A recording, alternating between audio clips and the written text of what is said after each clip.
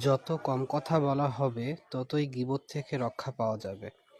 তাছাড়া চুপ থাকাটাও এক ধরনের ইবাদত। এজন্যই বলা হয়, কম খাও, কম ঘুমাও, কম কথা বলো। বেশি কথা বলা গীবতের দরজা তো খুলেই যাবে, পাশাপাশি নিজের বিপদও টেনে আনতে পারে।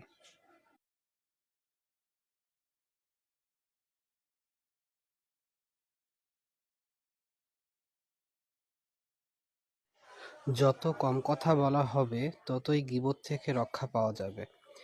তাছাড়া চুপ থাকাটাও এক ধরনের ইবাদত।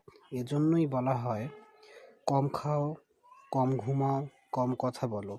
বেশি কথা বলা গীবতের দরজা তো খুলেই যাবে, পাশাপাশি নিজের বিপদও টেনে আনতে পারে।